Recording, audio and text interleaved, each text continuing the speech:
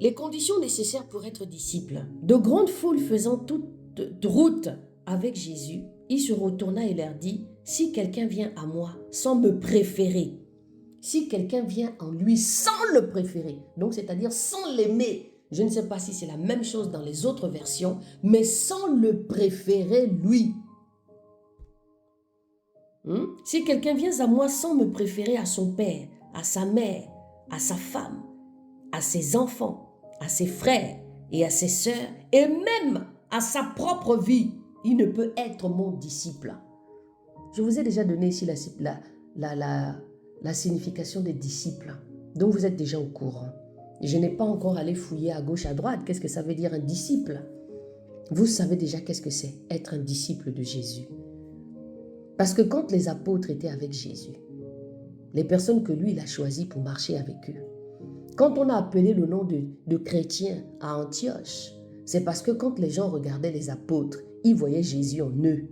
Ils ne voyaient pas Pierre, ils ne voyaient pas Jean, ils voyaient Jésus. Ici, je ne parle pas de Jean le Baptiste, je parle d'un Jean qui marchait avec Jésus là, qu'il aimait beaucoup. C'est parce qu'ils voyaient Yeshua en eux. Et c'est ce que Dieu nous demande. Donc il dit, et quiconque ne porte pas sa croix et ne me suit pas ne peut être mon disciple. Car lequel de vous, s'il veut bâtir une tour, ne s'assit pas d'abord? Donc, Jésus est en train d'expliquer quelque chose ici qu'il faut s'asseoir. Il faut commencer à se poser, à réfléchir. D'accord? Car lequel de vous, s'il veut bâtir une tour, ne s'assit pas d'abord pour calculer la dépense et voir s'il a de quoi la terminer, de peur qu'après avoir posé les fondements, il ne puisse l'achever, et que tous ceux qui le verront ne se mettent à le railler, en disant cet homme a commencé à bâtir et il n'a pu achever. Est-ce que vous comprenez la profondeur de cette écriture? Est-ce que vous comprenez là où on veut nous emmener? Donc, c'est-à-dire que porter sa croix ici, c'est être conscient.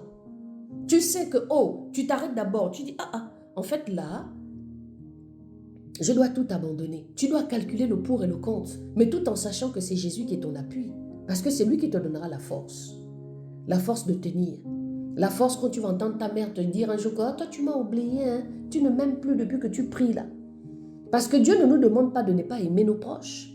Il nous demande l'équilibre. Il veut que nous soyons équilibrés et que la première personne d'abord c'est lui. Parce qu'il connaît le cœur de l'homme, il connaît nos cœurs, il connaît comment on peut s'attacher pour un oui, pour un non. Il sait comment on peut s'attacher pour une tata parce qu'elle a de l'argent. On va commencer à faire on va commencer à se courber à gauche, à droite parce qu'on sait que la tata ou bien le tonton là a de l'argent. Mais est-ce que c'est comme ça des fois que Dieu voudrait que tu sois? Des fois, le Seigneur voit que tu veux t'attacher à un enfant parce que toi, tu n'as pas d'enfant, tu veux t'occuper de cet enfant-là. Mais est-ce que c'est la volonté de Dieu? Parce que tout marche avec la volonté du Seigneur. Parce que tu veux compenser. Parce que tu t'imagines que cet enfant-là ressemble peut-être à un enfant que tu as perdu, et ainsi de suite, ainsi de suite. C'est pourquoi nous voyons les gens vivre dans le désordre ici, à cause du Saint-Esprit. Parce que les gens ne sont pas réellement convertis. Ça manque de conversion. Et ça manque du fait d'être un disciple. Est-ce que les hommes et les femmes veulent être des disciples? Est-ce que vous, si je vous pose la question, vous voulez être des disciples réellement?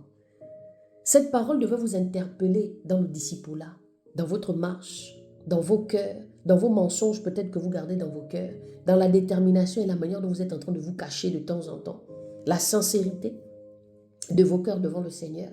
Comme j'ai souvent l'habitude de dire, moi je n'ai pas besoin que vous soyez vrai envers moi. Je voudrais d'abord que vous soyez vrai avec Jésus. Une fois que vous êtes vrai avec Jésus, votre cœur va commencer à soupirer.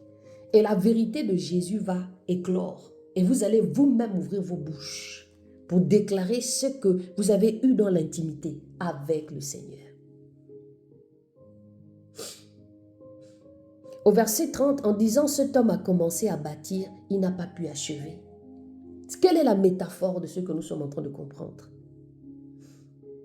Au verset 31, « Ou quel roi, s'il va faire la guerre à un autre roi, ne s'assit d'abord pour examiner s'il peut, avec 10 000 hommes, marcher à la rencontre de celui qui vient l'attaquer, avec 20 000, s'il ne le peut, Tandis que cet autre roi est encore loin. Il lui envoie une ambassade pour demander la paix. Alléluia.